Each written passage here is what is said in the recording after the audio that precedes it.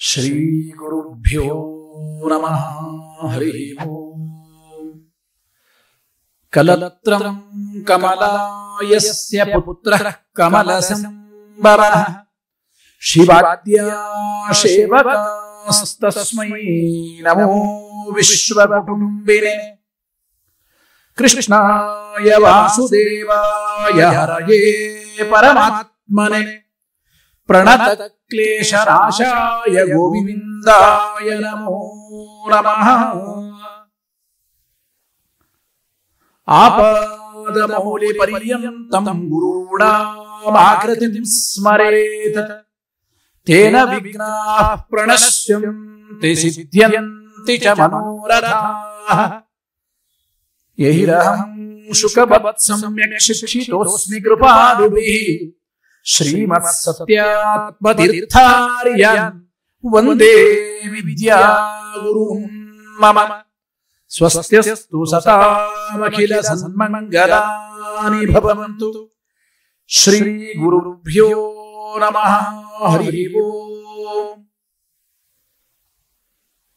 ವೀಕ್ಷಕರಿಗೆ ಎಲ್ಲರಿಗೂ ಕೂಡ ಗಣೇಶೋತ್ಸವದ ಹಾರ್ದಿಕ ಶುಭಾಶಯಗಳನ್ನು ಕೋರುತ್ತಾ ಇವತ್ತಿನ ದಿನ ವಿಶೇಷವಾಗಿ ಸಮಂತಕ ಉಪಾಖ್ಯಾನದ ವಿಚಾರವನ್ನ ತಿಳಿಯುವ ಒಂದು ಪುಟ್ಟ ಪ್ರಯತ್ನವನ್ನ ಮಾಡೋಣ. ಸಮಂತಕ ಉಪಾಖ್ಯಾನವನ್ನು ಯಾತಕ್ಕೆ ಕೇಳಬೇಕು? ಗಣಪತಿಯೇ ಇದಕ್ಕೆ ಉತ್ತರವನ್ನ ಹೇಳಿದ್ದಾರೆ. ಬ್ರಹ್ಮಾಂಡ ಪುರಾಣ ಮೊದಲಾದವುಗಳಲ್ಲಿ ನೋಡಿ, ಸಮಂತಕ ಉಪಾಖ್ಯಾನ ಯಾತಕ್ಕೆ ಕೇಳಬೇಕು ಅಂದ್ರೆ ನಮಗೆಲ್ಲ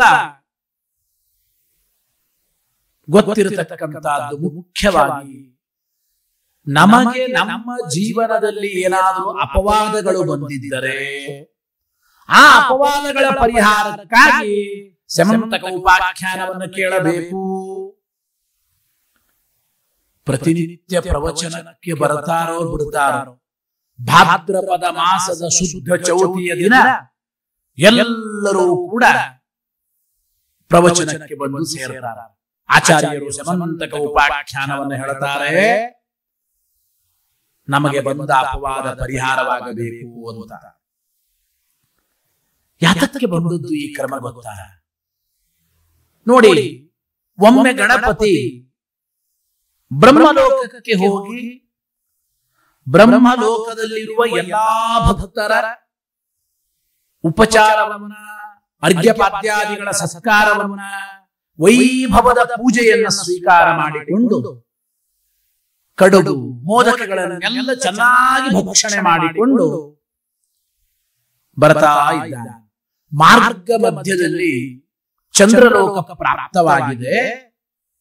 ಆ ಚಂದ್ರಲೋಕದ ಮಧ್ಯದಲ್ಲಿ ಮೂಷಕ ವಾಹನನಾದ ಗಣಪತಿ, ಇಲಿ ಎಂದು ಸಾಮಾನ್ಯವಾಗಿ ಬಹಳ ಚಂಚಲವಾದ ಪ್ರಾಣಿ. ಮನೆಯಲ್ಲಿ ಇಲಿ ಸೇರಿಕೊಂಡಾಗ ಇಲಿ ಹಿಡಿಯೋದು, ಇಲಿ ಓಡಿಸೋದು ಎಷ್ಟು ಕಷ್ಟ ನಮಗೆ ಗೊತ್ತಿರುತ್ತದೋ ಇಲ್ಲೋ. ಬಹಳ ಕಷ್ಟ ಇಲಿಯನ್ನ ಹಿಡಿಯೋದು. ಭಾರೀ ಚಂಚಲ ಪ್ರಾಣಿ. ನೋಡಿ, ಆ ಚಂಚಲ ಪ್ರಾಣಿಯನ್ನೇ ತನ್ನ ವಾಹನ ವೆಹಿಕಲ್ ಮಾಡಿಕೊಂಡು ಓಡಾಡ್ತಾ ಇದ್ದಾನೆ ಗಣಪತಿ. ಈ ಚಂಚಲವಾದ ಮನಸ್ಸು ಆ ಕಡೆ ಈ ಕಡೆ ಕೇವಲ ವಿಷಯ ಪದಾರ್ಥಗಳ ಕಡೆಗೆ ಹರಿಯುವ ಇಂತಹ ಸಂದರ್ಭದಲ್ಲಿಯೂ ನಮ್ಮ ಮನಸ್ಸನ್ನ, ನಮ್ಮ ಇಂದ್ರಿಯಗಳನ್ನ ಹತೋಟಿಯಲ್ಲಿ ಇಟ್ಟುಕೊಳ್ಳಬೇಕು. ಈ ತತ್ವವನ್ನು ತಿಳಿಸೋದಕ್ಕಾಗೇ ಏನೋ ಆ ಚಂಚಲವಾದ ಪುಟ್ಟ ಪ್ರಾಣಿಯನ್ನ ವಾಹನವನ್ನಾಗಿ ಗಣಪತಿ ಆರಿಸಿಕೊಂಡ ಅಂತ ನಾವು ಚಿಂತನೆ ಮಾಡಬಹುದು. ಅಂತೂ ಇಲ್ಲಿ ಆ ಕಡೆ ಈ ಕಡೆ ಸ್ವಲ್ಪ ಜೋರಾಗಿ ಅಳಗಾಡಿದಾಗ ಇಲಿಯಿಂದ ಜಾರಿ ಬಿದ್ದ ಗಣಪತಿ. ಇಲಿಯಿಂದ ಜಾರಿ ಬಿದ್ದಾಗ ಗಣಪತಿಯ ಹೊಟ್ಟೆಯಲ್ಲಿರತಕ್ಕಂಥ ಕಡುಬುಗಳು, ಮೋದಕಗಳು ಎಲ್ಲ ಹೊರಬಿದ್ದಿವೆ. ಆ ಹೊರಬಿದ್ದ ಕಡುಬು ಮೋದಕಗಳನ್ನು ಮತ್ತೆ ಗಣಪತಿ ತನ್ನ ಹೊಟ್ಟೆ ಒಳಗೆ ತುಂಬಿಕೊಂಡು ಹೊಟ್ಟೆ ಮತ್ತೆ ಸರಿ ಮಾಡಬೇಕಲ್ಲ, ಹೊಟ್ಟೆ ಒಳಗೆ ಹೋಗಿದೆ, ಒಂದು ಹಾವನ್ನು ಸುತ್ತಿಕೊಂಡ ಅಂತ. ಈ ರೀತಿಯ ಒಂದು ಹಾಸ್ಯಮಯವಾದ ಪ್ರಸಂಗವನ್ನ ಆಕಾಶದಲ್ಲಿದ್ದ ಚಂದ್ರ ನೋಡ್ತಾ ಇದ್ದಾನೆ. ನೋಡಿ ಜೋರಾಗಿ ನಕ್ಕ ಚಂದ್ರ. ಈ ವಿಚಿತ್ರಮಯವಾದ ಹಾಸ್ಯಮಯವಾದ ಈ ಪ್ರಸಂಗವನ್ನು ನೋಡಿ ಚಂದ್ರ ನಕ್ಕಾಗ ಗಣಪತಿಗೆ ಒಂದು ತರಹದ ಅವಮಾನವಾಯಿತು. ಚಂದ್ರನೇ, ಜಗತ್ತಿನಲ್ಲಿ ನಾನೇ ಭಾರಿ ಸುಂದರ ಅಂತ ನಿನಗೆ ಸೊಕ್ಕು ಬಂದಿದೆ ಎಂದ ಗಣಪತಿ. ಎಲ್ಲ ಜನ ನನ್ನ ನೋಡಿ ಭಾರಿ ಹೊಗಳುತ್ತಾರೆ, ಸಂತೋಷ ಪಡ್ತಾರೆ ಅಂತ ನಿನಗೆ ಸೊಕ್ಕಲ್ವಾ? ಇವತ್ತಿನಿಂದ ನಿನ್ನನ್ನ ಯಾರು ನೋಡೋದು ಬೇಡ, ನಿನ್ನನ್ನು ನೋಡಿದರೆ ಅವರಿಗೆ ಅಪವಾದ ಬರಲಿ.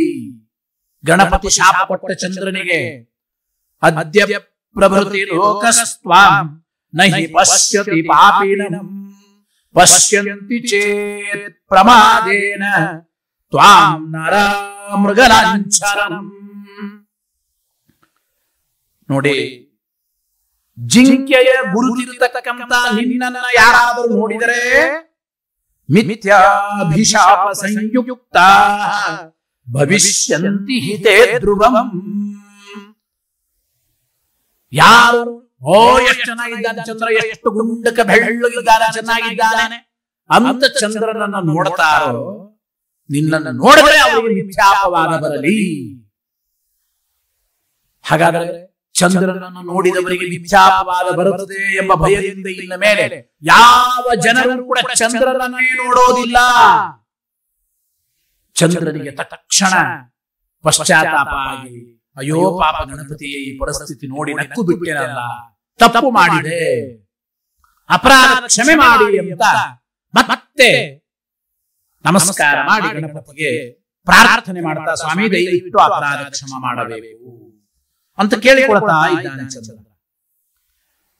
ಚಂದ್ರ ಮತ್ತೆ ಬಹಳ ಕೇಳಿಕೊಂಡಾಗ ಆಗ ಗಣಪತಿಯೇ ಒಂದು ಮತ್ತೆ ವಿಶಾಪವನ್ನು ಕೊಟ್ಟಿದ್ದಾನೆ. ಮೊದಲಿದ್ದ ಶಾಪ, ಯಾವತ್ತೇ ಆದರೂ ನಿನ್ನನ್ನ ನೋಡಿದರೆ ಅವರಿಗೆ ಮಿಥ್ಯಾಪವಾದ ಬರಲಿ, ಶಾಪ. ವಿಶಾಪ ಮತ್ತೆ ಹಾಗಲ್ಲ, ಶುಕ್ಲ ಪಕ್ಷದ ಚೌತಿ ಯಾರು ನಿನ್ನನ್ನು ನೋಡ್ತಾರೆ, ಪ್ರತಿ ಮಾಸದಲ್ಲಿ ಶುಕ್ಲ ಪಕ್ಷೇತು ಚತುರ್ಥ್ಯಾಂತು ಯೇ ಪಶ್ಯಂತಿ ಸದೈವ ಮಿಥ್ಯಾಪವಾದಂ ಮಾಸಾಂತೆ ಪ್ರಾಪ್ಸ್ಯಂತ್ಯತ್ರ ನ ಸಂಶಯಃ. ಚಂದ್ರನಿಗೆ ಕನ್ಸೆಷನ್ ಕೊಟ್ಟ ಗಣಪತಿ. ಇದರ ಜೊತೆಗೆ ಬ್ರಹ್ಮಾಂಡ ಪುರಾಣದ ಈ ವಾಕ್ಯ ನಮಗೆ ತಿಳಿಸಿಕೊಟ್ಟದ್ದು ಉಂಟು. ಪ್ರತಿ ಮಾಸದ ಶುಕ್ಲ ಪಕ್ಷದ ಚೌತಿಯನ್ನ ಚಂದ್ರನನ್ನು ನೋಡಿದ್ರೆ ಮಿಥ್ಯಾಪವಾದ ಬರುತ್ತದೆ. ಹಾಗಾದರೆ ಈ ಮಿಥ್ಯಾಪವಾದ ಪರಿಹಾರಕ್ಕಾಗಿ ಮಾಡುವ ಉಪಾಯ ಏನು? ಬಿದಿಗೆ ಚಂದ್ರನನ್ನು ನೋಡಿ ಅಂದರೆ,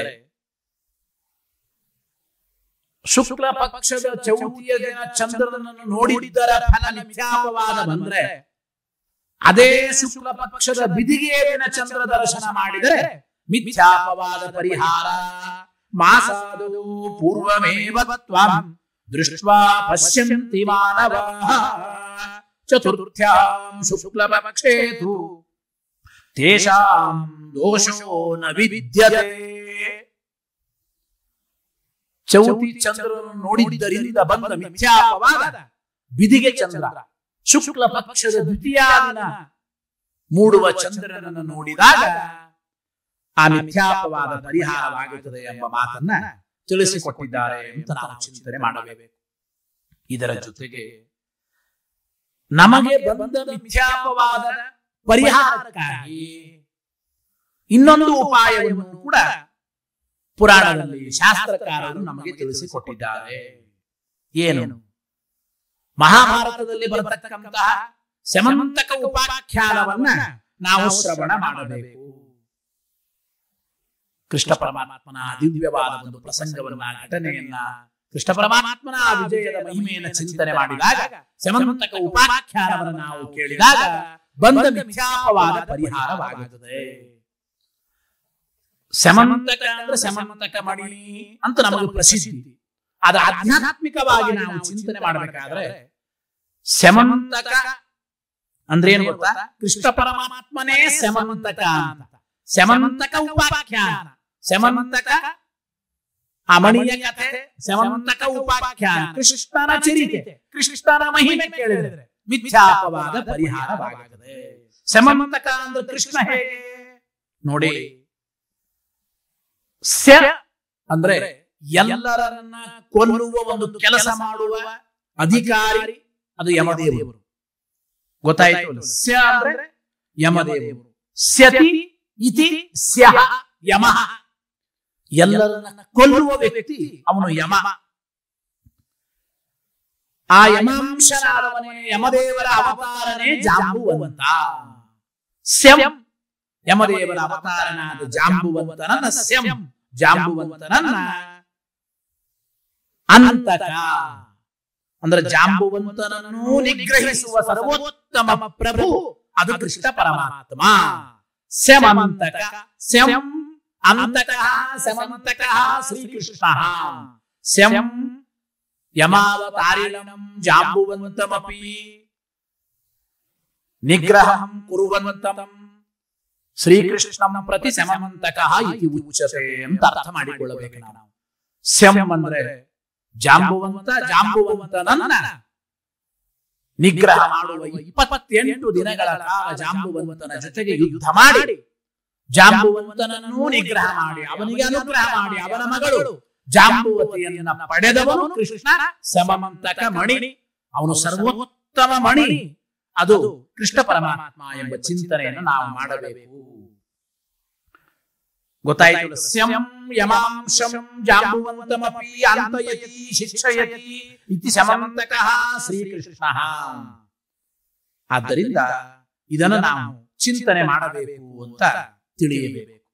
ಹಾಗಾದ್ರೆ ಸಮಮಂತಕ ಮಣಿಯ ಕಥೆ ಜಡವಾದ ಒಂದು ಮಣಿಯ ಕಥೆ ಮಾತ್ರ ಅಲ್ಲ, ಸರ್ವೋತ್ತಮನಾದ ಸಮಮಂತಕ ಮಣಿಯಂತೆ ಇರುವ ಆ ಸಮಮಂತಕನಾದ ಜಾಂಬುವಂತನನ್ನು ನಿಗ್ರಹ ಮಾಡಿ ಅನುಗ್ರಹ ಮಾಡಿದ ಆ ಕೃಷ್ಣ ಪರಮಾತ್ಮನ ಚರಿತೆ ಅದು ಸಮಮಂತಕ ಉಪಾಖ್ಯಾನ ಅಂತ ನಾವು ಚಿಂತನೆ ಮಾಡಬೇಕು. ಏನು ಸಮಮಂತಕ ಉಪಾಖ್ಯಾನದ ವಿಚಾರ? ವೇಗವಾಗಿ ನಮಗೆಲ್ಲ ತಿಳಿದ ವಿಚಾರವನ್ನು ಚಿಂತನೆ ಮಾಡೋಣ. ಸತ್ರಾಜಿತ ರಾಜ, ಸೂರ್ಯಾಂತರ್ಗತನಾದ ಭಗವಂತನ ಉಪಾಸನೆ ಮಾಡತಕ್ಕಂತ ಅದ್ಭುತ ಚಕ್ರವರ್ತಿ ಸತ್ರಾಜಿತ ರಾಜ ಅಂತ ಕರೆಯುತ್ತಾರೆ. ಹಾಸ್ಯಕ್ಕಾಗಿ ಕೆಲವರು ಹೇಳೋದು ಉಂಟು. ಸಮಮಂತಕ ಉಪಾಖ್ಯಾನದ ಪ್ರವಚನ ನಡೀತಾ ಇತ್ತು. ಪ್ರವಚನ ಕೇಳುವ ಒಬ್ಬ ವ್ಯಕ್ತಿ ಆಚಾರ್ಯರಿಗೆ ಕೇಳಿದ, ಆಚಾರ್ಯರೇ ಸತ್ರಾಜಿತ ರಾಜ ಅಂತ ಹೇಳಿದ್ರೆ ಸತ್ರಾಜಿತ ರಾಜನ ಅಪ್ಪ ಯಾರು ಅಂತ. ಕೆಲವು ವಿಷಯಗಳನ್ನ ಪುರಾಣಗಳಲ್ಲಿ ಹೇಳಿರೋದಿಲ್ಲ. ಆದ್ರೆ ಅವನು ಹಠ ಮಾಡಿ ಕೇಳಿದ, ಆಚಾರ್ಯರು ನಾಳೆ ಹೇಳ್ತೇನೆ, ನಾಡದ್ದು ಹೇಳ್ತೇನೆ, ತಲೆ ಕೆಟ್ಟು ಹೋಯಿತು. ಎಲ್ಲಿ ಸಿಗಲಿಲ್ಲ ಸತ್ರಾಜಿತ ರಾಜನ ಅಪ್ಪನ ಹೆಸರು. ಇವನು ಸತ್ರಾಜಿತ ಅಲ್ವಾ? ಕೊನೆಗೆ ಆಚಾರ್ಯ ಸಿಟ್ಟಿಗೆ ಅಂತ ಹೇಳಿದ್ರು, ಇವನು ಸತ್ರಾಜಿತ, ಸತ್ರಾಜಿತನ ಅಪ್ಪ ಅಟ್ರಾಜಿತ ಹೋಗುವ. ಹೀಗಾಗುತ್ತದೆ ಕೆಲವು ಸಲ. ಪುರಾಣಗಳಲ್ಲಿ ಬಂದ ವಿಚಾರವನ್ನು ಭಕ್ತಿಯಿಂದ ಶ್ರವಣ ಮಾಡಬೇಕು, ಹೆಚ್ಚಿನ ವಿಷಯ ಸಂಶೋಧನೆ ಮಾಡಬೇಕು. ಗೊತ್ತಾಯ್ತು? ಏನೋ ಹಠ ಮಾಡಿ ಆಚಾರ್ಯರಿಗೆ ಬಾಯಿ ಮುಚ್ಚಿಸುವ ಕೆಲಸ ಆಗಬಾರದು. ಅದಕ್ಕೆ ಅವರು ಸತ್ರಾಜಿತನ ಅಪ್ಪ ಅಟ್ರಾಜಿತ ಹೋಗುವಂದ್ರು. ಹಾಗಾಗುತ್ತದೆ. ಹಾಗೆ ಭಾರೀ ಸಾಧಕನಾದ ತಪಸ್ವಿಯಾದ ಭಗವದ್ಭಕ್ತನಾದ ರಾಜನೇ ಸತ್ರಾಜಿತ ರಾಜ. ಅವನು ಸೂರ್ಯಾಂತರ್ಗತ ಸವಿತೃನಾಮಕ ನಾರಾಯಣನನ್ನ ವರಿಸಿಕೊಂಡು ಈ ದಿವ್ಯವಾದ ಸತ್ರಾಜಿತ ರಾಜ ಒಂದು ಅದ್ಭುತವಾದ ದಿವ್ಯವಾದ ಸಮಮಂತಕ ಮಣಿಯನ್ನ ಪಡೆದಿದ್ದಾನೆ. ಸಮಮಂತಕ ಮಣಿಯನ್ನ ಪಡೆದಿದ್ದಾನೆ. ಎಲ್ಲಿ ಸಮಮಂತಕ ಮಣಿ ಇರುತ್ತದೋ ಅಲ್ಲಿ ರೋಗ ರುಜಿನಗಳಿಲ್ಲ. 20 ಭಾರತ ಬಂಗಾರವನ್ನು ಪ್ರತಿನಿತ್ಯ ನೀಡುತ್ತಾ ಇದೆ. ಹಸುವೆ ಬಾಯಾರಿಕೆಗಳಿಲ್ಲ. ಸಮಮಂತಕ ಮಣಿಯೇ ಇದ್ದ ವ್ಯಕ್ತಿಗೆ ಆ ಪ್ರದೇಶದಲ್ಲಿ ಅಂತಹ ಸಮಮಂತಕ ಮಣಿಯನ್ನ ಇಟ್ಟುಕೊಂಡು ಪ್ರತಿನಿತ್ಯ ಪೂಜೆ ಮಾಡ್ತಾ ರಾಜ್ಯಭಾರವನ್ನು ಮಾಡ್ತಾ ಇರತಕ್ಕಂತ ಚಕ್ರವರ್ತಿ ಅದು ಸತ್ರಾಜಿತ ರಾಜ. ಅವನು ವಿಷ್ಣು ಭಕ್ತನೇ, ಆದರೆ ಸ್ವಲ್ಪ ಲೋಭಿಯಾದ ವ್ಯಕ್ತಿ ಸತ್ರಾಜಿತ ರಾಜ. ಕೃಷ್ಣ ಪರಮಾತ್ಮ ಆ ದಿವ್ಯವಾದ ಮಣಿಯನ್ನು ನೋಡಿ, ಈ ಮಣಿ ನನಗೆ ಕೊಡು, ಸೆಮಂತಕ ಮಣಿಯನ್ನ ಅಂತ ಕೇಳಿದ್ದೆ ಹಿಂದೆ. ಈ ಮಣಿ ಎಲ್ಲ ಕೊಡ್ಲಿಕ್ಕೆ ಆಗೋದಿಲ್ಲ, ಇದು ಸ್ಪೆಷಲ್ ಆದ ಮಣಿ, ಇದರಿಂದಲೇ ನಾವು ರಾಜ್ಯಭಾರವನ್ನು ವಿಶೇಷವಾಗಿ ಮಾಡ್ತಾ ಇದ್ದೇವೆ, ನಾವು ಕೊಡೋದಿಲ್ಲ ಅಂತ ಹೇಳಿದ್ದ. ಸರಿ ಬೇಡ ಅಂತ ಕೃಷ್ಣ ಪರಮಾತ್ಮ ಬಿಟ್ಟಿದ್ದ. ಸಕಲ ಭಕ್ತರ ಎಲ್ಲ ಮನೋ ಅಭೀಷ್ಟಗಳನ್ನ ಪೂರೈಸುವ ಭಗವಂತನಿಗೆ ಯಾವ ಈ ಒಂದು ಸಮಂತಕ ಮಣಿ ಬೇಕಾಗಿದೆ? ಆಪ್ತ ಕಾಮಸ್ಯ ಕಾಸ್ಪೃಹ. ನಿತ್ಯ ತೃಪ್ತನಾದ ಭಗವಂತನಿಗೆ ಈ ಮಣಿಯ ಅವಶ್ಯಕತೆ ಇಲ್ಲ. ಜಗತ್ತಿಗೆ ಸತ್ರಾಜಿತ ರಾಜನ ಲೋಭತನವನ್ನು ತೋರಿಸೋದಕ್ಕಾಗಿ ಕೃಷ್ಣ ಪರಮಾತ್ಮ ಕೇಳಿದ್ದ ಅಷ್ಟೇ ಅಂತ ನಾವು ಚಿಂತನೆ ಮಾಡಬೇಕು. ಸಾಕ್ಷಾತ್ ಲಕ್ಷ್ಮೀಪತಿಯಾದ ಶ್ರೀಮನ್ನಾರಾಯಣನಿಗೆ ಈ ಸಮಂತಕ ಮಣಿಯಿಂದ ಸಂಪತ್ತು ಬರುವ ಅವಶ್ಯಕತೆ ಇಲ್ಲ, ಅದು ಬೇಕಾಗೂ ಇಲ್ಲ. ಅವನು ಸುಮ್ಮನೆ ಕೇಳಿದ್ದ, ಇವನು ಕೊಡೋದಿಲ್ಲ ಅಂತ ಹೇಳಿದ್ದ, ಆ ವಿಚಾರ ಮುಗಿದು ಹೋಗಿತ್ತು. ಒಂದು ದಿನ ಈ ಸತ್ರಾಜಿತನ ಸಹೋದರ ಪ್ರಸೇನ ಅಂತ ಇದ್ದ. ಪ್ರಸೇನ ಎಂಬ ತಮ್ಮ ಸತ್ರಾಜಿತ ರಾಜನಿಗೆ ಈ ಪ್ರಸೇನ ಅಶುಚಿಯಾಗಿ, ಅಂದ್ರೆ ಮಲಮೂತ್ರ ವಿಸರ್ಜನೆಗೆ ಹೋಗಿ ಬಂದು ಕೈಕಾಲು ತೊಳೆದುಕೊಳ್ಳದೇನೆ ಹಾಗೆ ಈ ಸಮಂತಕ ಮಣಿಯನ್ನ ಧಾರಣೆ ಮಾಡಿ ಬೇಟೆಗಾಗಿ ಹೊರಟಿದ್ದಾನೆ. ಅಶುಚಿಯಾಗಿ ಈ ಸಮಂತಕ ಮಣಿಯನ್ನ ಧಾರಣೆ ಮಾಡಿದ್ದರ ಪ್ರಭಾವ ಇವನ ಮೇಲೆ ಒಂದು ಸಿಂಹ ಆಕ್ರಮಣ ಮಾಡಿದೆ. ಒಂದು ಸಿಂಹ ಆಕ್ರಮಣ ಮಾಡಿ ಪ್ರಸೇನನನ್ನ ಕೊಂದಿದೆ. ಪ್ರಸೇನನನ್ನ ಕೊಂದು ಈ ಸಿಂಹ ಆ ಸಮಂತಕ ಮಣಿಯನ್ನು ತನ್ನ ಬಾಯಲ್ಲಿ ಇಟ್ಟುಕೊಂಡು ಬರ್ತಾ ಇತ್ತು. ಆಗ ಈ ಯಮಾಂಶ ಸಂಭೂತನಾದ ಯಮಧರ್ಮರಾಜನ ಅವತಾರನಾದ ಜಾಂಬುವಂತ ಎಂಬ ಕರಡಿ, ರಾಮಾಯಣದ ಜಾಂಬುವಂತ ಇವನು, ಈ ಕರಡಿ ಬಂದು ಆ ಸಿಂಹವನ್ನ ಕೊಂದು ಆ ಸಮಂತಕ ಮಣಿಯನ್ನ ತನ್ನ ಪುಟ್ಟ ಮಗುವಿನ ತೊಟ್ಟಿಲು ಮೇಲೆ ಕಟ್ಟುತ್ತಾ ಇದ್ದಾನೆ. ತನ್ನ ಮಗುವಿನ ತೊಟ್ಟಿಲಿಗೆ ಕಟ್ಟಿದ್ದಾನೆ. ಪುಟ್ಟ ಮಕ್ಕಳು ತೊಟ್ಟಿಲಲ್ಲಿ ಮಲಗಿದಾಗ ತೊಟ್ಟಿಲ ಮೇಲೆ ಒಳ್ಳೆ ಬಣ್ಣದ ತಿರುಗುವ ಗೊಂಬೆಗಳನ್ನೆಲ್ಲ ಕಟ್ಟಿರ್ತಾರೋ ಇಲ್ಲೋ, ಹಾಗೆ ಒಳ್ಳೆ ಕಲರ್ಫುಲ್ ಆಗಿರತಕ್ಕಂತಹ ದಿವ್ಯವಾದ ಅದ್ಭುತವಾದ ಪ್ರಕಾಶಮಯವಾದ ತೇಜೋಮಯವಾಗಿರತಕ್ಕಂತಹ ಈ ಸಮಂತಕ ಮಣಿಯನ್ನ ಮಗುವಿನ ತೊಟ್ಟಲ ಮೇಲೆ ಕಟ್ಟಿದಾಗ ಆ ಮಗು ಸಮಂತಕ ಮಣಿಯನ್ನು ನೋಡ್ತಾನೆ, ಆನಂದದಿಂದ ನಗನಗುತ್ತಾ ಆಟ ಆಡ್ತಾ ಇರಬೇಕು. ಆ ಉದ್ದೇಶದಿಂದ ಮಗುವಿನ ತೊಟ್ಟಿಲಿಗೆ ಕಟ್ಟಿದ್ದಾನೆ ಜಾಂಬುವಂತ. ಈ ಕಡೆ ತಮ್ಮ ಹೋದ, ಮಣಿ ಅಪಹರಣವಾಗಿದೆ, ಎಲ್ಲಿ ಹೋಯಿತು ಮಣಿ? ಚರ್ಚೆ ಬಂತು, ಎಲ್ಲಿ ಹೋಯಿತು ಮಣಿ? ಸತ್ರಾಜಿತ ರಾಜ ವಿಚಾರ ಮಾಡಿ ಅಂದ, ಅವತ್ತು ಕೃಷ್ಣನೇ ಈ ಸಮಂತಕ ಮಣಿಯನ್ನ ಕೇಳಿದ್ದ, ನಾನು ಕೊಡೋದಿಲ್ಲ ಅಂತ ಹೇಳಿದ್ದೆ. ಆ ಮಣಿಯ ಮೇಲಿನ ಆಸೆಯಿಂದ ಕೃಷ್ಣನೇ ಈ ಮಣಿಯನ್ನ ಕದ್ದಿರಬೇಕು.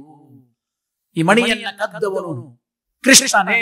ಈ ಕೃಷ್ಣನೇ ಕಳ್ಳ ಕೃಷ್ಣ, ಸಮಂತಕ ಮಣಿಯನ್ನ ಕದ್ದ ಕಳ್ಳ ಈ ಕೃಷ್ಣ ಅಂತ ಎಲ್ಲ ಕಡೆಗೂ ಪ್ರಚಾರ ಮಾಡಿದ.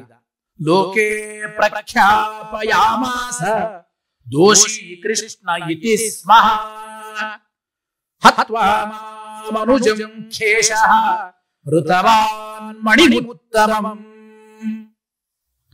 ನನ್ನ ತಮ್ಮನನ್ನ ಕೊಂದು ಈ ಮಣಿಯನ್ನ ಕದ್ದವನು ಈ ಕೃಷ್ಣನೇ ಅಂತ ಹೇಳಿ ಅವನು ಎಲ್ಲ ಕಡೆಗೂ ಪ್ರಚಾರ ಮಾಡಿದ. ಕೃಷ್ಣ ಅಂದ, ಮಣಿ ಕದಿಯದೇನೆ ನಾನೇ ಮಣಿ ಕದ್ದೆ ಅಂತ ಅಪವಾದ ಬಂತಲ್ಲ, ಯಾತಕ್ಕೆ ನನಗೆ ಈ ಅಪವಾದ ಬಂದಿದೆ?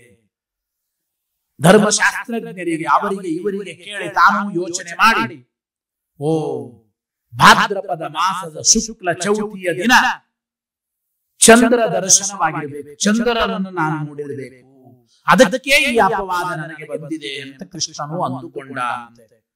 ಮಾಸಿ ಭಾದ್ರಪದೇ ಶುಕ್ಲ ಚತುರ್ಥ್ಯಾಂ ಶಾಪ ಸಮ್ಮತ ಗಣನಾಥಸ್ಯ ವೈಯಸ್ಮಾತ್ ಶಶಿನಂ ದೃಷ್ಟವಾಣಹಂ.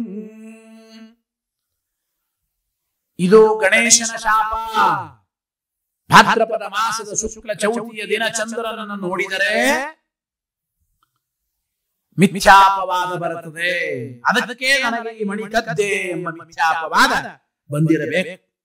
ಏನ್ ಮಾಡಬೇಕು? ಸಾಮಾನ್ಯವಾಗಿ ಅಪವಾದ ಬಂದ್ರೆ ಬರಲಿ ಬಿಡು, ಉಪೇಕ್ಷೆ ಮಾಡಬಾರದು ಅಂತ ತಪ್ಪು ಮಾಡಿದ್ದರೆ ಅಪರಾಧಿ, ತಪ್ಪು ಮಾಡಿಲ್ಲ ಆದರೂ ಮಿಥ್ಯಾಪವಾದ ಬಂದಿದೆ ಅಂದ್ರೆ ಬಂದ ಅಪವಾದವನ್ನ ಪರಿಹಾರ ಮಾಡಿಕೊಳ್ಳುವ ಶತತ ಪ್ರಯತ್ನ ಮಾಡಬೇಕು.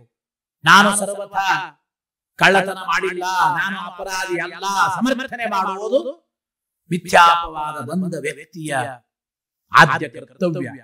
ಈ ಅಪವಾದ ಪರಿಹಾರಕ್ಕಾಗಿ ಬಂದ ಅಪವಾದ ಉಪೇಕ್ಷೆ ಮಾಡಬಾರದು ಎಂಬ ದೃಷ್ಟಿಯಲ್ಲಿ ಅಪವಾದ ಪರಿಹಾರಕ್ಕಾಗಿ ಯಾದವರ ಜೊತೆಗೆ ಹೊರಟ ಇವನು. ಯಾರು ತೆಗೆದುಕೊಂಡು ಹೋಗಿದ್ದಾರೆ ಮಣಿ ಪತ್ತೆ ಹಚ್ಚೋಣ. ನಾನಂತೂ ಸರ್ವಥಾ ಕದ್ದಿಲ್ಲ, ಆದರೆ ಈ ಸತ್ರಾಜಿತ ನಾನೇ ಕದ್ದೆ ಅಂತ ಪ್ರಚಾರ ಮಾಡ್ತಾ ಇದ್ದಾನೆ. ಯಾದವರ ಸೈನ್ಯದ ಜೊತೆಗೆ ಕಾಡಿನ ಒಳಗೆ ಹೋದ. ತದ್ದೋಷಂ ಆರ್ಜಿತುಂ ಕೃಷ್ಣ ಸರ್ವಾನಾಹೂಯ ಯಾದವಾನ್ ಮೃಗಜಾಮಾಸ ತತ್ಸರ್ವಂ ವನಾಂತರಗತೈಃ ಸಹ. ವನಗಳನ್ನು ಅಡ್ಡಾಡ್ತಾ ಸತ್ರಾಜಿತ ರಾಜನ ತಮ್ಮ ಪ್ರಸೇನ ಬಿದ್ದು ಸತ್ತದ್ದನ್ನು ನೋಡಿದ. ಇನ್ನೂ ಸ್ವಲ್ಪ ಮುಂದೆ ಹೋದ. ಈ ಪ್ರಸೇನನನ್ನ ಕೊಂದ ಸಿಂಹವು ಕೂಡ ಸತ್ತು ಬಿದ್ದಿದೆ. ಸಿಂಹದ ಹೆಜ್ಜೆ ಗುರುತಾದ. ಇನ್ನೂ ಮುಂದೆ ಹೋದ. ಕರಡಿಯ ಹೆಜ್ಜೆ ಗುರುತುಗಳು. ಜಾಂಬುವಂತ ನಡೆದುಕೊಂಡು ಹೋದ ಹೆಜ್ಜೆ ಗುರುತಿನ ಅನ್ವಯವಾಗಿ ಇವನು ಹೊರಟಿದ್ದಾನೆ. ಒಂದು ಗುಹೆ ಬಂತು. ಗುಹೆ ಹೊರಗಡೆ ಯಾದವರನ್ನೆಲ್ಲ ನಿಲ್ಲಿಸಿ ತಾನು ಗುಹಾ ಪ್ರವೇಶ ಮಾಡಿದ್ದಾನೆ. ಜಾಂಬುವಂತನ ಗುಹೆ ಅದು. ಅಲ್ಲಿ ಗುಹಾ ಪ್ರವೇಶ ಮಾಡಿ ಯಾತಕ್ಕೆ ಆ ಗುಹೆಗೆ ಹೋದ ಕೃಷ್ಣ ಅಂದ್ರೆ ಒಂದು ಮಾತಾಡ್ತಾರೆ ನೋಡಿ. ಗುಹೆ ಒಳಗಡೆಯಿಂದ ಒಂದು ಹಾಡು, ಒಂದು ಶ್ಲೋಕ ಕೇಳಿಸ್ತಾ ಇತ್ತಂತೆ. ಜಾಂಬುವಂತನ ಈ ಪುಟ್ಟ ಮಗುವಿಗೆ ಆಟ ಆಡಿಸ್ತಾ ಸಮಾಧಾನ ಮಾಡುತ್ತಾ ಜಾಂಬುವಂತನ ದಾಸಿ ಈ ಮಗುವಿಗೆ ಸಮಾಧಾನ ಮಾಡುತ್ತಾ ಈ ಶ್ಲೋಕ ಹೇಳ್ತಾ ಇದ್ದಾರೆ. ಯಾವ ಶ್ಲೋಕ? ಸಿಂಹ ಪ್ರಸೇನಮವದೀತ ಸಿಂಹೋ ಜಾಂಬುವತಾಃ ಸುಕುಮಾರಕ ಮಾರೋದಿ ತವ ಖೇಶಸ್ಯ ಮಂತಕಃ. ಏನು ಗೊತ್ತಾ ಈ ಶ್ಲೋಕ ಅರ್ಥ? ಈ ಶ್ಲೋಕವನ್ನು ಹೇಳಿದ್ರೆ ನಮಗೆ ಬಂದ ಮಿಥ್ಯಾಪವಾದ ಪರಿಹಾರವಾಗುತ್ತದೆ. ಸಿಂಹ ಪ್ರಸೇನಮವದಿ ಸಿಂಹೋ ಜಾಂಬುವತಾಃ ಸುಕುಮಾರಕ ಮಾರೋದಿ ತವ ಖೇಶಸ್ಯ ಮಂತಕಃ. ದಾನಿ ಸಮಂತಕ ಮಣಿಯ ವಿಚಾರವನ್ನು ಹೇಳ್ತಾ ಹಾಡು ಹೇಳ್ತಾ ಇದ್ದಾಳ ಆ ಮಗುವಿಗೆ. ತೊಟ್ಟಿಲಲ್ಲಿರುವ ಜಾಂಬುವಂತನ ಮಗುವಿಗೆ ಸಮಾಧಾನ ಮಾಡುತ್ತಾ ಆಟ ಆಡಿಸ್ತಾ ಇದ್ದಾಳೆ. ಸತ್ರಾಜಿತನ ತಮ್ಮ ಪ್ರಸೇನನನ್ನ ಒಂದು ಸಿಂಹ ಕೊಂದಿತು. ಸಿಂಹ ಪ್ರಸೇನಮವದೀತ ಸಿಂಹೋ ಜಾಂಬುವತಾಃ. ನಿಮ್ಮಪ್ಪ ಜಾಂಬುವಂತನಿಂದ ಆ ಸಿಂಹವು ಸತ್ತು ಬಿದ್ದಿದೆ. ಸಮಂತಕ ಮಣಿಯನ್ನ ಬಾಯಲ್ಲಿ ಇಟ್ಟುಕೊಂಡು ಬರುವಾಗ ಆ ಸಿಂಹವನ್ನು ಕೊಂದು ಸಮಂತಕ ಮಣಿಯನ್ನು ನಿಮ್ಮಪ್ಪ ಜಾಂಬುವಂತ ನಿನಗಾಗಿ ತಂದಿದ್ದಾರೋ ಈ ದಿವ್ಯವಾದ ಸಮಂತಕ ಮಣಿ ನಿಂದು ಅಳಬೇಡ. ಸುಕುಮಾರಕ ಮಾರೋದಿ ಸಮಂತಕ ಮಣಿ ನಿಂದು ಮಗುವೇ ಅಳಬೇಡ ಅಳಬೇಡ. ಮಕ್ಕಳಿಗೆ ಅಳುವಾಗ ಏನೋ ಪದಾರ್ಥವನ್ನು ತೋರಿಸಿ ಕೊಟ್ಟು ಸಮಾಧಾನ ಮಾಡ್ತಾರೋ ಇಲ್ಲೋ. ಸುಕುಮಾರಕ ಮಾರೋದಿ ತವ ಖೇಶಸ್ಯ ಮಂತಕಃ. ಈ ಸಮಂತಕ ಮಣಿ ನಿಂದು ನಿನಗಾಗಿ ನಿಮ್ಮಪ್ಪ ತಂದದ್ದು, ಅಳಬೇಡ ಅಳಬೇಡ ಅಂತ ಮಗುವಿಗೆ ಸಮಾಧಾನ ಮಾಡ್ತಾ ಇದ್ದಾಳ ಆ ದಾದಿ, ಜಾಂಬುವಂತನ ದಾಸಿ. ಈ ಶ್ಲೋಕ ಕೃಷ್ಣನ ಕಿವಿಗೆ ಬಿದ್ದು ಗುಹಾ ಪ್ರವೇಶ ಮಾಡಿದ. ಕೃಷ್ಣನನ್ನು ನೋಡಿ ಛಟ್ಟಂತ ಚೀರಿದ್ದಾಳೆ ಆ ದಾದಿ, ಆ ದಾಸಿ. ಕೃಷ್ಣನನ್ನು ನೋಡಿ ಜೋರಾಗಿ ಕಿರಿಚಿದ್ದಕ್ಕೆ ಆ ದಾಸಿ ಕೂಗಿಕೊಂಡದ್ದಕ್ಕೆ ಮಲಗಿದ ಜಾಂಬುವಂತ ಎದ್ದಿದ್ದಾನೆ ಅಂತ ಒಂದು ಕಡೆ ಆದರೆ, ಗುಹಾ ಪ್ರವೇಶ ಮಾಡಿ ಕೃಷ್ಣ ಪರಮಾತ್ಮ ಶಂಖಕ ಧ್ವನಿಯನ್ನ ಮಾಡಿದ್ದಾನೆ. ಕೃಷ್ಣನ ಶಂಖಕ ಧ್ವನಿಯಿಂದ ಜಾಂಬುವಂತ ಎದ್ದಿದ್ದಾನೆ ಅಂತ ಇನ್ನೊಂದು ಕಡೆ ಇದೆ. ಸರ್ವೋತ್ತಮನಾದ ಭಗವದ್ ಅವತಾರಿ ಕೃಷ್ಣ ದರ್ಶನದಿಂದ ಗಾಬರಿಯಾಗಿ ಅವಳು ಕೂಗಿದ್ದರಿಂದ ಜಾಂಬುವಂತ ಎದ್ದಿದ್ದಾನೆ. ಯಾರು ನೀನು? ಇಲ್ಲಿ ಬಂದವನು ಬೇಟೆಗಾರ ಅನ್ಕೊಂಡ ಜಾಂಬುವಂತ ಮೊದಲು ಯುದ್ಧ ಮಾಡಿದ. ಜೋರಾಗಿ ಯುದ್ಧ ಮಾಡ್ತಾ ಇದ್ದಾರೆ. ರಾಮದೇವರ ಭಕ್ತನಾದ ಯಮಧರ್ಮರಾಜನ ಅವತಾರಿ ಜಾಂಬುವಂತ ರಾಮಾಯಣದ ಯುದ್ಧದಲ್ಲಿ ಭಾಗವಹಿಸಿದ ಜಾಂಬುವಂತ ಆದಿ ಪುರುಷನಿಗೆ ಮೊದಲಿನಿಂದಲೂ ಇದ್ದ ವ್ಯಕ್ತಿಗೆ ಜಾಂಬುವಂತ ಅಂತ ಕರೆಯುವ ಪ್ರಸಿದ್ಧಿ ಇದೆ. ಅದಕ್ಕೇನೆ ರಾಮಾಯಣದ ಜಾಂಬುವಂತ ಈ ಕೃಷ್ಣಾವತಾರದಲ್ಲಿ ಮಹಾಭಾರತದಲ್ಲಿ ಬಂದಿದ್ದಾನೆ. ಒಂದಲ್ಲ ಎರಡಲ್ಲ 28 ದಿನಗಳ ಕಾಲ ಕೃಷ್ಣನ ಜೊತೆಗೆ ಹೋರಾಡಿದ್ದಾನೆ, ಯುದ್ಧ ಮಾಡಿದ್ದಾನೆ. ಜಾಂಬುವಂತ ನೋಡಿ, ಬಂದವನು ನನ್ನ ರಾಮನ ಇನ್ನೊಂದು ರೂಪ, ಭಗವಂತನೇ ಕೃಷ್ಣನಾಗಿ ಬಂದದ್ದು. ಮೊದಲು ಜ್ಞಾನವಿಲ್ಲ, ಯುದ್ಧ ಮಾಡಿದ. 28 ದಿನಗಳ ಕಾಲ ಯುದ್ಧ ಮಾಡಿ ಕೃಷ್ಣ ಪರಮಾತ್ಮ ನಂತರದಲ್ಲಿ ಪೆಟ್ಟು ಕೊಡ್ತಾನೆ. ಕೃಷ್ಣನ ಪೆಟ್ಟಿನಿಂದ ಸುಸ್ತಾದ ಜಾಂಬುವಂತ ಬಳಲಿ ಗಂಡಾಗಿ ಈ ಜಾಂಬುವಂತ ಅನಂತರ ಕೃಷ್ಣನಲ್ಲಿ ತನ್ನ ಉಪಾಸ್ಯ ಮೂರ್ತಿ ರಾಮಚಂದ್ರನ ದರ್ಶನ ಮಾಡುತ್ತಾನೆ. ನನ್ನ ರಾಮನೇ ಕೃಷ್ಣನ ರೂಪದಲ್ಲಿ ಬಂದದ್ದು. ತಕ್ಷಣ ಜ್ಞಾನೋದಯವಾಯಿತು. ನನ್ನ ರಾಮನೇ ಕೃಷ್ಣನ ರೂಪದಲ್ಲಿ ಬಂದದ್ದು. ಇದು ಭಾಗ್ಯ, ಇದು ಭಾಗ್ಯ, ಇದು ಭಾಗ್ಯವಯ್ಯ. ಧನ್ಯೋಸ್ಮಿ ಅನುಕೊಂಡ, ನಾ ಧನ್ಯನಾದೆ ನಿಂದು ಹೇಳಿದಂತೆ ಜಾಂಬುವಂತ ಪರಮಧನ್ಯನಾಗಿ ಆ ರಾಮಮೂರ್ತಿಯ ದಿವ್ಯ ದರ್ಶನ ಮಾಡುತ್ತಾ ಕೃಷ್ಣನಲ್ಲಿ. ರಾಮಕೃಷ್ಣರು ಇಬ್ಬರು ಒಂದೇ ಭಗವದ್ ರೂಪಗಳಲ್ಲಿ ಕಿಂಚಿತ್ತೂ ಭೇದ ಇಲ್ಲ. ಚಿಂತನೆ ಮಾಡುತ್ತಾ ಕ್ಷಮೆ ಕೇಳಿ ಅಪರಾಧಕ್ಕಾಗಿ ಕ್ಷಮೆ ಕೇಳುತ್ತಾ ಅಪರಾಧದ ಪಾಪದ ಪ್ರಾಯಶ್ಚಿತ್ತಕ್ಕಾಗಿ ಅದ್ಭುತ ದಿವ್ಯ ಸುಂದರಿಯರಾದ ತನ್ನ ಮಗಳನ್ನ ಜಾಂಬುವತಿಯನ್ನ ಕೃಷ್ಣ ಪರಮಾತ್ಮನಿಗೆ ಕೊಟ್ಟು ಧಾರೆ ಎರೆಯುತ್ತಾ ಇದ್ದಾನೆ. ಶ್ರೀಮದ್ ಆನಂದ ತೀರ್ಥ ಭಗವತ್ಪಾದಾಚಾರ್ಯರು ಮಹಾಭಾರತ ತಾತ್ಪರ್ಯ ನಿರ್ಣಯದಲ್ಲಿ ಒಂದು ಮಾತಾಡುತ್ತಾರೆ ಜಾಂಬುವತಿಯ ಬಗ್ಗೆ. ಷಣ್ಮಹಿಷಿಯರಲ್ಲಿ ಹೆಚ್ಚಿನ ಲಕ್ಷ್ಮಿಯ ಸನ್ನಿಧಾನ ಈ ಜಾಂಬುವತಿಯಲ್ಲಿ ಅಂತ. ಆ ದಿವ್ಯ ಸುಂದರಿಯಾದ ತನ್ನ ಮಗಳು ಜಾಂಬುವತಿಯನ್ನ ಕೃಷ್ಣ ಪರಮಾತ್ಮನಿಗೆ ಧಾರೆ ಎರೆಯುತ್ತಾ ಕೃಷ್ಣಾರ್ಪಣ ಹೇಳುತ್ತಾ ಕೃತಕೃತ್ಯನಾಗಿದ್ದಾರೆ. ಆ ಸಮಂತಕ ಮಣಿಯನ್ನು ಕೂಡ ಕೃಷ್ಣ ಪರಮಾತ್ಮನಿಗೆ ಸಮರ್ಪಣೆ ಮಾಡಿದ್ದಾನೆ ಜಾಂಬುವಂತ. ಇತ್ಯುಕ್ತ ಸ್ವಾಂ ದುಹಿತರಂ ಕನ್ಯಾಂ ಜಾಂಬುವತೀಂ ಮುದಾ ಅರ್ಹಣಾರ್ಥಂ ಸಹಮಣಿಂ ಕೃಷ್ಣಾಯೋಪಜಹಾರಸಃ. ವರದಕ್ಷಿಣೆ ರೂಪದಲ್ಲಿ ಸಮಂತಕ ಮಣಿಯನ್ನ ದಿವ್ಯ ಕನ್ಯಾಮಣಿಯಾದ ಜಾಂಬುವತಿಯನ್ನು ಧಾರೆ ಎರೆಯುತ್ತಾ ಕೃಷ್ಣ ಪರಮಾತ್ಮನಿಗೆ ನಮಸ್ಕಾರ ಮಾಡಿದ. ಆಮೇಲೆ ಕೃಷ್ಣ ಪರಮಾತ್ಮ ಮತ್ತೆ ಊರಿಗೆ ಬಂದು ದೊಡ್ಡ ಸಭೆಯನ್ನು ಸೇರಿಸಿ ಜನರಿಗೆಲ್ಲ ಸೇರಿಸಿ ಸತ್ರಾಜಿತ ರಾಜನಿಗೆ ಕರೆದು, ನಿನ್ನ ತಮ್ಮ ಅಶುಚಿಯಾಗಿ ಈ ಮಣಿಯನ್ನು ಹಾಕಿಕೊಂಡು ಬೇಟೆಗೆ ಹೋದಾಗ ನಿನ್ನ ತಮ್ಮನನ್ನು ಒಂದು ಸಿಂಹ ಕೊಂದಿದೆ. ಆ ಸಮಂತಕ ಮಣಿಯನ್ನು ಸಿಂಹ ತೆಗೆದುಕೊಂಡು ಹೋಗುವಾಗ ನಿನ್ನ ತಮ್ಮನನ್ನ ಕೊಂದು ಸಿಂಹವನ್ನು ಕೊಂದು ಒಂದು ಕರಡಿ ಜಾಂಬುವಂತ ಈ ಸಮಂತಕ ಮಣಿಯನ್ನು ತೆಗೆದುಕೊಂಡು ಹೋಗಿ ತನ್ನ ಮಗುವಿನ ತೊಟ್ಟಿಲಿಗೆ ಕಟ್ಟಿದ್ದ. ಜಾಂಬುವಂತನ ಜೊತೆಗೆ ಹೋರಾಡಿ ಅವನ ನಿಗ್ರಹ ಮಾಡಿ ಅವನಿಗೆ ಪರಮಾನುಗ್ರಹ ಮಾಡಿ ಅವನಿಗೆ ದರ್ಶನ ಕೊಟ್ಟು ಅವನ ಮಗಳು ಜಾಂಬುವತಿಯನ್ನ ಮದುವೆಯಾಗಿ ಆ ಜಾಂಬುವಂತನೇ ನೀಡಿದ ಸಮಂತಕ ಮಣಿಯನ್ನು ನಿನ್ನ ಮಣಿಯನ್ನು ತಂದಿದ್ದೇನೆ ತೆಗೆದುಕೋ ಅಂತ ಕೃಷ್ಣ ಪರಮಾತ್ಮ. ನಾನು ಕದ್ದಿಲ್ಲ, ನಾನು ತೆಗೆದುಕೊಂಡಿಲ್ಲ. ಚೋರ ಜಾರ ದೇವರಿಗೆ ದೋಷಗಳೇ ಅಲ್ಲ, ಅದು ಗುಣಗಳೇ. ಚೋರ ಕಳ್ಳ ಅಂತ ಯಾರಿಗಂತಾರ ಗೊತ್ತಾ? ಇನ್ನೊಬ್ಬರ ಪದಾರ್ಥವನ್ನು ನಾವು ತೆಗೆದುಕೊಂಡ್ರೆ ಕಳ್ಳ. ದೇವರಿಗೆ ಇನ್ನೊಬ್ಬರ ಪದಾರ್ಥ ಅಂಬೋದೇ ಇಲ್ರಿ. ಜಗತ್ತಿನ ಸಮಸ್ತ ಪದಾರ್ಥಗಳು ರಮಾ ಬ್ರಹ್ಮಾದಿ ಸಕಲ ಚೇತನರು ದೇವರ ಅಧೀನ. ತೃಣ ವಸ್ತುವಿನ ಹೊರಗಿರ್ತಕ್ಕಂಥ ಸಕಲ ಪದಾರ್ಥಗಳು ಭಗವಂತನ ಅಧೀನ. ಈಶಾವಾಸ್ಯಮಿದಂ ಸರ್ವಂ ನಂದೇನದೋ ಸ್ವಾಮಿ ನಿಂದೇ ಎಲ್ಲವೂ. ದಾಸರು ಹೇಳಿ ಉಂಟಲ್ಲ, ಎಲ್ಲವೂ ಭಗವಂತನದೇ ಅಂದ ಮೇಲೆ ಇನ್ನೊಬ್ಬರದು ಅಂಬುವ ಪ್ರಶ್ನೆನೇ ದೇವರ ವಿಚಾರದಲ್ಲಿ ಬರುವುದಿಲ್ಲ. ಎಲ್ಲವೂ ಅವನದೇ, ಜಗತ್ತಿನ ಸಕಲ ಪದಾರ್ಥಗಳು ಅವನದೇ. ದೇವರಿಗೆ ಕಳ್ಳತನದ ಪ್ರಸಂಗವೇ ಇಲ್ಲ. ಆದ್ದರಿಂದ ಎಲ್ಲವನ್ನ ಮನವರಿಕೆ ಮಾಡಿಸಿ ಸತ್ರಾಜಿತ ರಾಜನಿಗೆ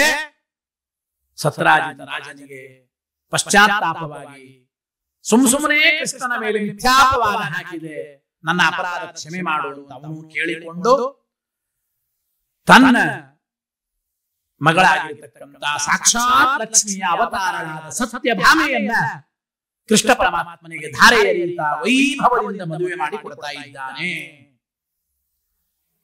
ಮದುವೆ ಮಾಡಿ ಕೊಡುವಾಗ ಸಮಂತಕಮಣಿ ಸ್ವಾಮಿ ಇದು ನಿಂದೇ ಏನದು ಸ್ವಾಮಿ ನಂದೇ ಇದೆಲ್ಲವೂ ಇದು ನಿನಗೆ ಸಮರ್ಪಣೆ ಮಾಡುತ್ತೇನೆ ಅಂತ. ಬೇಡ, ನಿನ್ನ ಹತ್ರ ಇರ್ಲೇ ವಯಂತು ಫಲಭಾಗಿನಃ ಅಂತ ಭಾಗವತದಲ್ಲಿ ಹೇಳಿದ್ದು. ಈ ಸಮಂತಕ ಮಣಿ ಕೊಡುವ ಫಲವನ್ನು ಮಾತ್ರ ನಮಗೆ ಸಮರ್ಪಣೆ ಮಾಡು, ಮಣಿ ನಿನ್ನ ಹತ್ರ ಇಟ್ಟುಕೋ ಅಂತ ಅಲ್ಲಿ ಹೇಳಿದ್ದಾನೆ ಅಂತ ತಿಳಿಸಿಕೊಡ್ತಾರೆ ಕೃಷ್ಣ ಪರಮಾತ್ಮ. ಮಣಿಯನ್ನೂ ಸಮರ್ಪಣೆ ಮಾಡ್ತಾ ಇದ್ದಾನೆ. ಆ ಸಂದರ್ಭದಲ್ಲಿ ಸತ್ರಾಜಿತ ರಾಜ ತನ್ನ ಮಗಳು ಕನ್ಯಾಮಣಿ ಸತ್ಯಭಾಮೆಯನ್ನು ಕೂಡ ಸಾಕ್ಷಾತ್ ಲಕ್ಷ್ಮಿಯ ಅವತಾರರು ಸತ್ಯಭಾಮಾ ದೇವಿಯರನ್ನು ಕೂಡ ಕೃಷ್ಣ ಪರಮಾತ್ಮನಿಗೆ ಧಾರೆ ಎರೆದು ಅರ್ಪಣೆ ಮಾಡಿ ವೈಭವದಿಂದ ಮದುವೆ ಮಾಡಿದ್ದಾನೆ.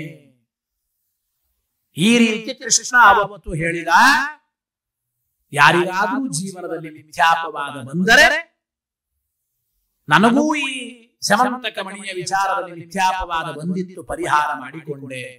ಈ ಪ್ರಸಂಗವನ್ನ, ಈ ಘಟನೆಯನ್ನ, ಈ ನನ್ನ ಚರಿತೆಯನ್ನ, ಈ ನನ್ನ ಮಹಿಮೆಯನ್ನ ಯಾರು ಶ್ರವಣ ಮಾಡುತ್ತಾರೆ, ಭಾದ್ರಪದ ಮಾಸದ ಶುದ್ಧ ಚೌತಿಯ ದಿನ ಈ ಸಮಂತಕ ಮಣಿಯನ್ನ, ಈ ಮಣಿಯ ವಿಚಾರವನ್ನ, ಕೃಷ್ಣ ಪರಮಾತ್ಮನ ಮಹಿಮೆಯನ್ನ ಯಾರು ಶ್ರವಣ ಮಾಡುತ್ತಾರೆ ಅವರಿಗೆ ನಿಶ್ಚಿತವಾಗಿ ಬಂದ ಸಕಲ ಮಿಥ್ಯಾಪವಾದಗಳು ಕೂಡ ಪರಿಹಾರವಾಗುತ್ತದೆ. ಈ ಶ್ಲೋಕವನ್ನೂ ಹೇಳಬೇಕು. ಸಿಂಹ ಪ್ರಸೇನಮವದಿ ಸಿಂಹೋ ಜಾಂಬುವತಾಹತಃ ಸುಕುಮಾರಕಮಾರೋಧಿ ತವ ಕೇಶಸ್ಯ ಮಂತಕಃ. ಈ ಶ್ಲೋಕ ಹೇಳಿದ್ರೆ ಬಂದ ಮಿಥ್ಯಾಪವಾದ ಪರಿಹಾರ ಆಗುತ್ತದೆ ಅಂತ ಪುರಾಣಗಳು ಹೇಳ್ತಾ ಇದ್ರು. ಹಾಸ್ಯಕ್ಕಾಗಿ ಕೆಲವು ಆಚಾರ್ಯರು ಹೇಳೋದು ಉಂಟು. ಏನು ಗೊತ್ತಾ, ಒಬ್ಬ ವ್ಯಕ್ತಿ ಏನು ಮಾಡಿದ, ಈ ಶ್ಲೋಕ ಹೇಳಿದ್ರೆ ಚಂದ್ರನನ್ನ ನೋಡಿದ ಪ್ರಭಾವದಿಂದ ಬರುವ ಮಿಥ್ಯಾಪವಾದ ಪರಿಹಾರ ಆಗುತ್ತದೆ. ಚೌತಿಯ ದಿನ ಚಂದ್ರನನ್ನ ನೋಡಿದರೆ ಏನು ದೋಷ ಬರಬೇಕು ಆ ದೋಷ ಪರಿಹಾರ ಆಗುತ್ತದೆ. ಈ ಶ್ಲೋಕ ಹೇಳಿದ್ರೆ ಪುರಾಣದಲ್ಲಿ ಹೇಳ್ತಾರೆ ಆಚಾರ್ಯರು. ಒಬ್ಬ ವ್ಯಕ್ತಿ ಏನು ಮಾಡಿದ, ಚೌತಿಯ ದಿನ ಹೊರಗಡೆ ಸಾಯಂಕಾಲ ಬಂದು ಚಂದ್ರನ ನೋಡಿದ. ಚಂದ್ರನ ನೋಡಿ ಸಿಂಹ ಪ್ರಸೇನಮವದಿ ಸಿಂಹೋ ಜಾಂಬುವತಾಹತಃ ಶ್ಲೋಕ ಹೇಳಿದ. ಮತ್ತೆ ಹೊರಗೆ ಹೋದ, ಚಂದ್ರನ ನೋಡಿದ, ಸಿಂಹ ಪ್ರಸೇನಮವದಿ ಸಿಂಹೋ ಜಾಂಬುವತಾಹತಃ ಚಂದ್ರನ ನೋಡೋದು, ಒಳಗೆ ಬಂದು ಈ ಶ್ಲೋಕ ಹೇಳೋದು. ಹೀಗೆ ಮಾಡಿದ್ರೆ ದೋಷ ಪರಿಹಾರ ಆಗೋದಿಲ್ಲ. ಯಾವುದೇ ದೋಷ ಪರಿಹಾರ, ಅಪರಾಧ ಪರಿಹಾರ, ಪಾಪಗಳ ಪರಿಹಾರ ಪಶ್ಚಾತ್ತಾಪ ಪುರಸ್ಸರ ಪ್ರಾಯಶ್ಚಿತ್ತ ಮಾಡಿಕೊಂಡಾಗ ಮಾತ್ರ ಪಾಪಗಳ ಪರಿಹಾರ ಎಂಬ ಚಿಂತನೆಯನ್ನು ನಾವು ಮಾಡಬೇಕು. ಒಂದ್ಸಲ ಚಂದ್ರ ನೋಡೋದು ಮತ್ತೆ ಶ್ಲೋಕ ಹೇಳೋದು ಅಂದ್ರೆ ಹೀಗಲ್ಲ. ತಿಳಿಯದೆ ಚಂದ್ರನನ್ನು ನೋಡಿದ್ದರೆ ಮಿಥ್ಯಾಪವಾದ ಬರುತ್ತದೆ ಎಂಬ ದೋಷ ನಿಮಿತ್ತಕವಾಗಿ ಈ ಶ್ಲೋಕವನ್ನು ಹೇಳಬೇಕು. ಸಮಂತಕ ಮಣಿಯ ವಿಚಾರವನ್ನ, ಸಮಂತಕ ಉಪಾಖ್ಯಾನವನ್ನು ಶ್ರವಣ ಮಾಡಬೇಕು ಅಂತ ಹೇಳಿದ್ದಾರೆ. ದಿವ್ಯವಾಗಿರತಕ್ಕಂಥ ಮಹಾಭಾರತದ ಭಾಗವತದಲ್ಲಿ ಬರತಕ್ಕಂಥ ಈ ಅದ್ಭುತವಾದ ಈ ಕಥೆಯ ವಿಚಾರವನ್ನು ಇವತ್ತು ನಾವೆಲ್ಲರೂ ಚಿಂತನೆ ಮಾಡಿದ್ದೇವೆ. ಸಕಲ ಭಗವದ್ಭಕ್ತರಿಗೂ ಮಿಥ್ಯಾಪವಾದಗಳು ಪರಿಹಾರವಾಗಿ, ವಿಶೇಷವಾಗಿ ಧರ್ಮ ಕಾರ್ಯದಲ್ಲಿ ಆಸಕ್ತಿ ಬಂದು ಹೆಚ್ಚಿನ ಜ್ಞಾನ ಭಕ್ತಿ ವೈರಾಗ್ಯದ ಸಾಧನೆ ಆಗಲಿ ಅಂತ ಹೇಳುತ್ತಾ ಈ ಎರಡು ವಾಕ್ಕುಸುಮಗಳನ್ನ ಸ್ವರೂಪೋದ್ಧಾರಕ ಗುರುಗಳು ಉತ್ತರಾದಿ ಮಠಾಧೀಶರು ಸತ್ಯಾತ್ಮತೀರ್ಥ ಶ್ರೀಪಾದಂಗಳವರ ಅಡಿದಾವರೆಗಳಲ್ಲಿ ಈ ವಾಕ್ಕುಸುಮಗಳನ್ನು ಸಮರ್ಪಣೆ ಮಾಡುತ್ತಾ ಹರಯೇ ನಮಃ ಶ್ರೀಕೃಷ್ಣಾರ್ಪಣಮಸ್ತು ಅನೇನ ಭಾವಿಯತ್ ಪುಣ್ಯಂ ತದಾಪ್ನೋತು ಗುರುರ್ಮಮ.